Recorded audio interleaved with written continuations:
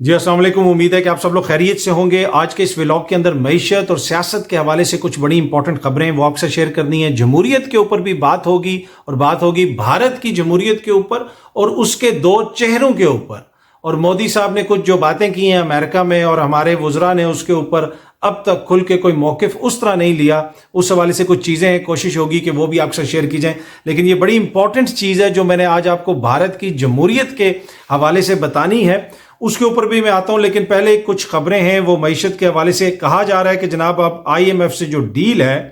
وہ بس ہونے والی ہے، اور خبریں اس طرح دی جا رہی ہیں کہ جناب پاکستان جو ہے وہ جو سٹاپ گیپ کوئی ارینجمنٹ ہونی ہے IMF سے، وہ ڈیل بس ایک طرح سے ہو گئی ہے اور پاکستان کو مل جائے گا پیسہ، جلدی مل جائے گا، آج کل میں یہ چیز فائنل ہو جائے گی، اور Pakistan IMF way 2.5 billion stand by arrangement. تو یہ ساری چیزیں ابھی تک حتمی نہیں ہوئی ہیں۔ ویسے تو کہا جا رہا ہے کہ جی ڈیل ہو گئی ہے اور جمعے تک جو ہے IMF کا پروگرام جو ہے اس کی ڈیٹ ختم ہو رہی ہے، تو پاکستان وہ پیسہ لوز کر جائے گا اگر اس وقت تک کوئی اگریمنٹ نہیں ہوا۔ تو ہم کل سے سن رہے ہیں کہ بس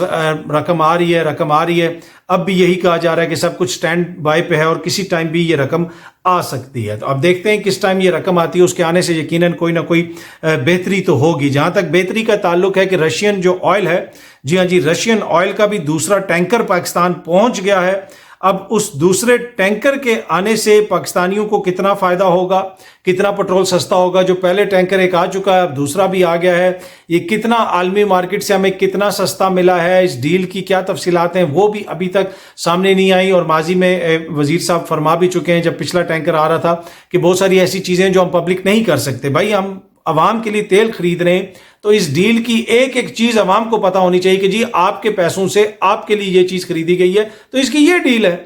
اب یہ کوئی خفیہ معاہدہ تو ہے نہیں ہے کہ جی ملک ریاض صاحب یا برطانیہ کی NCA کے درمیان ہوا اور کسی اور جو جگہ ہوا، اس کے اوپر تو ہم بڑی تنقید کرتے ہیں۔ یہ تو پبلک کنزمپشن کے لیے ایک چیز خریدی جا رہی ہے، پبلک منی سے خریدی جا رہی ہے۔ اس ڈیل کے جو بھی ٹرمز اینڈ کنڈیشن ہیں وہ پتہ ہونا چاہیے۔ ماضی میں آپ کو پتہ ہے کہ جب یہ ڈیل ہو چکی تھی اس کے بعد رشیا کے ایک منسٹر نے کہا تھا کہ پاکستان کو کوئی خصوصی رعایت نہیں دی گئی، یہ بھی میڈیا میں رپورٹ ہوا تھا۔ اب دیکھتے ہیں کہ اب اس ڈیل کی کیا چیزیں سامنے آتی ہیں، اور چیزیں پھر سامنے اس طرح بھی آئیں گی نا، پٹرول اگر سستا ہو جائے گا تو ہمیں پتہ چل جائے گا کہ کتنا سستا ہمیں عالمی مارکیٹ سے مل رہا ہے۔ باقی جو معیشت ہے اس کو چلانے کے لیے بہت ساری چیزیں کرنی پڑتی ہیں، مختلف جگہوں کے اوپر آپ کو دیکھنا پڑتا ہے۔ پاکستان میں آپ کو پتہ ہے پچھلی حکومت کے دوران ٹورزم کی بات ہوتی تھی کہ ٹورزم انکریز ہوگا تو ہم بہت سارے اس میں زر مبادلہ کما سکتے ہیں۔ اب دیکھیں وہ ممالک جو تیل کی دولت سے مالا مال ہیں، آپ چاہے مشرق وسطیٰ کے ممالک دیکھ لیں، UAE کو دیکھ لیں، آپ سعودی عرب کو دیکھ لیں، قطر کو دیکھ لیں، ادھر بھی نیچرل ریسورسز بہت زیادہ ہیں، کہ خواہش ہے کہ ہمارے ممالک میں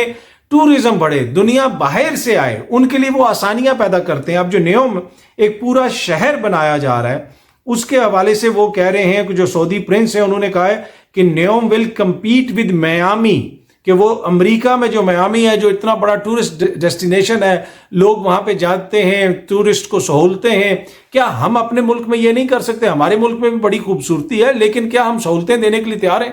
ہمارے ملک میں کوئی بھی آ جائے تو جناب ایئرپورٹ سے لے کے ہر جگہ تک اس کو جو ہم اس کے ساتھ جو کرتے ہیں، اور ہم نے ہر چیز کو سیکیورٹی کے تناظر میں دیکھتے ہیں، لیکن وہ بھی بہت ضروری ہے۔ پر جو وہ ممالک ہیں جہاں پہ ٹورزم سے زر مبادلہ آتا ہے، ترکی جیسا ممالک، کئی ارب ڈالر وہاں پہ آتے ہیں ٹورزم میں، تو بہت ساری سہولتیں آپ کو دینی پڑتی ہیں۔ یہ میں آپ کو تھوڑا سا پڑھ کے بھی سنا دیتا ہوں۔ Saudi crown prince Mohammed bin Salman has said that country's flagship project NEOM will compete with US coastal city Miami in terms of entertainment, culture, sports and retail، کہ وہاں پہ جو انٹرٹینمنٹ ہوگی، کلچر ہوگے، سین میں ہوں گے، وہاں پہ مختلف جو ٹورسٹ کے لیے آزادیاں ہوتی ہیں وہ آزادیاں ہوں گی، تو وہ آ کے وہاں پہ انجوائے کر سکیں گے۔ اور اس کا یہ کیوں کر رہے ہیں؟ وہ کوئی ان کی محبت میں کر رہے ہیں؟ نہیں، اپنی اکانومی کو ڈائیورسیفائی کر رہے ہیں کہ تیل کا پتہ نہیں کب تک رہے گا، اور یہ ایک ایسی چیز ہے جس سے آپ بہت جلدی انویسٹمنٹ لا سکتے ہیں۔ یہاں پہ ہم انویسٹمنٹ کیا لے کے آ رہے ہیں کہ جی ایئرپورٹ اپنا دے دو، اپنا ٹرمینل دے دو، یہ وہ چیز ہے جس میں آپ کو کچھ بھی دینا نہیں ہے، اثاثے بھی آپ کے ملک میں، انویسٹمنٹ بھی آپ کے ملک میں، اور لوگ باہر سے آ کے اربوں ڈالر خرچ کرتے ہیں، لیکن اس کے لیے ایک ویژن چاہیے، اس کے لیے سہولتیں دینا بہت ضروری ہے۔ اچھا، اس وقت جو ملک کے اندر سیاسی صورتحال ہے اس حوالے سے جو ہے آج جاوید لطیف صاحب کا دوبارہ بیان میڈیا میں چھپا ہوا ہے، یہ آپ سامنے دیکھ سکتے ہیں۔ وہ یہ کہہ رہے ہیں جی حاضر سروس کے ساتھ ساتھ جو ریٹائرڈ ہو چکے ہیں ان کا بھی کورٹ مارشل ہونا چاہیے۔ انہوں نے یہ بھی کہا کہ نواز شریف صاحب پاکستان سے صرف 2.5 گھنٹے کی مسافت پر ہیں، مطلب کہ وہ اب 2.5 گھنٹے دور رہ گئے ہیں، لندن سے وہ دبئی آ گئے ہیں، تو اب وہ پتہ نہیں کب آتے ہیں، جب بھی وہ آئیں گے تو میرے خیال میں یقیناً وہ بڑا کردار ادا کریں گے پاکستان کی سیاست کے اندر، بس وہ 2.5 گھنٹے دور رہ گئے ہیں جی میاں صاحب، اگر کوئی آپ لوگ مجھے پتہ ہے انتظار کر رہے تھے تو میں نے کہا وہ میں آپ کو بتا دوں۔ اچھا، میں نے آپ کے ساتھ ایک چیز ایک آپ کو کہی تھی کہ جو خیبر پختونخوا ہے اس میں جو پاکستان تحریک انصاف کی سپورٹ ہے، جو عمران خان کی سپورٹ ہے، وہ ایک ڈیفرنٹ لیول ہے، انہوں نے ان کو اون کر لیا ہے۔ خیبر پختونخوا کے عوام کے بڑے حصے نے عمران خان کو اپنے لیڈر کے طور پہ اون کر لیا ہے، وہ اس کے ساتھ کھڑے ہیں، اور یہی وجہ ہے کہ وہاں پہ اس طرح وفاداریاں بھی تبدیل نہیں ہو رہی۔ 9 مئی کے واقعات جو بدقسمت واقعات ہیں، قابل مذمت واقعات ہیں، ان کے بعد بھی وہاں پہ جس طرح ہم نے باقی شہروں میں دیکھا، صوبوں میں دیکھا، جماعت کی ٹوٹ پھوٹ دیکھی، لوگوں کو دیکھا کہ وہ چھوڑ کے جا رہے ہیں، خیبر پختونخوا میں نہیں جا رہے۔ خیبر پختونخوا کا ووٹر جو ہے وہ ایک مختلف نوعیت کا ووٹر ہے، اور وہ یہ نہیں ہو سکتا کہ ایک دم سے خان صاحب کو چھوڑ دے گا۔ ہاں، پولیٹیکلی وہ ناکام ہوں گے تو پھر ضرور چھوڑے گا، وہ کسی کو بھی دوسری دفعہ الیکٹ نہیں کرتے، ANP وہاں پہ مقبول رہی ہے، دیگر جماعتیں رہی ہیں، لیکن آہستہ آہستہ سب کو وہ جو آزماتے ہیں، جو آزمائش پہ پورا نہیں اترتا اس کو فارغ کر دیتے ہیں۔ ان کو دوسری دفعہ 2/3 اکثریت وہاں پہ ملی پاکستان تحریک انصاف کو، اور اب اگر تیسری دفعہ وہاں پہ الیکشنز ہوں گے تو ابھی بھی ان کی سپورٹ کا لیول وہی ہے، اور اسی وجہ سے وہاں پہ جو لوگ ہیں جو جماعت کو چھوڑنا بھی کچھ چاہتے ہیں ان کے لیے بھی مشکلات ہو رہی ہیں۔ اور آج BBC نے بھی اس کے اوپر لکھا کہ کیا وجہ ہے کہ خیبر پختونخوا سے PTI قائدین اور کارکن سیاسی وفاداریاں تبدیل نہیں کر رہے۔ اس کے اوپر بڑا ڈیٹیل انہوں نے ایک آرٹیکل لکھا، اور عزیز اللہ خان صاحب کا غالباً یہ آرٹیکل ہے جو BBC اردو میں چھپا، اور اس میں بہت ساری چیزوں کی طرف انہوں نے اشارہ کیا، اور یہ وہ بات میں پہلے بھی آپ کے ساتھ کر چکا ہوں 2-3 ہفتے پہلے کہ وہاں سے جماعت کو چھوڑنے والوں کا کوئی مستقبل نہیں ہوگا۔ ویسے تو جو دیگر جگہوں سے چھوڑ چکے ہیں وہ بھی آپ کو خود ہی بتاتے ہیں کہ جناب ہمارا کیا مستقبل ہے۔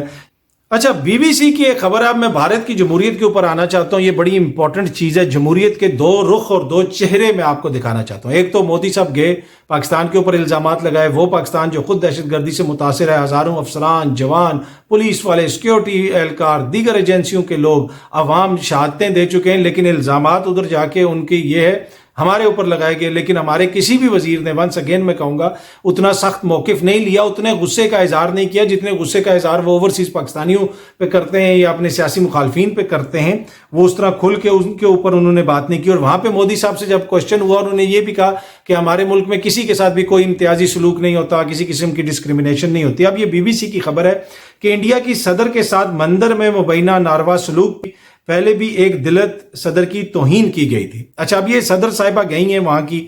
دروپدی مرمو صاحبہ مندر میں، ان کو اندر نہیں جانے دیا گیا، ان کو باہر کھڑا کیا گیا۔ پھر یہ BBC نے بھی رپورٹ کیا، سوشل میڈیا کے اوپر بھی چیزیں ہو رہی ہیں کہ بہت سارے جو اونچی ذات کے لوگ یا کوئی منسٹر ہے، کوئی ایسا بندہ ہے وہ گیا تو ان کو اندر بلا لیتے ہیں، ان کو اندر نہیں جانے دیا گیا۔ اور یہ پہلا واقعہ نہیں ہے، اس سے پہلے 2018 میں بھی جو پچھلے صدر تھے رام ناتھ کووند صاحب، ان کا تعلق بھی نچلی ذات سے تھا۔ یہ جو بھی موجودہ صدر ہیں یہ پہلی قبائلی صدر ہیں، اس سے پہلے جو تھے وہ دلت تھے جو 2018 میں صدر تھے، کہ ان کے ساتھ بھی ایک مندر کے اندر اس قسم کا واقعہ پیش آیا تھا، ان کو اندر نہیں جانے دیا گیا تھا، اور انہوں نے مندر انتظامیہ کے حوالے سے شکایت بھی کی تھی، لیکن اس کے اوپر بھی کوئی ایکشن نہیں لیا گیا تھا۔ تو یہ ان کی جمہوریت کا ایک چہرہ ہے جو مودی صاحب پوری دنیا کو جا کے دکھاتے ہیں کہ جناب اس ملک میں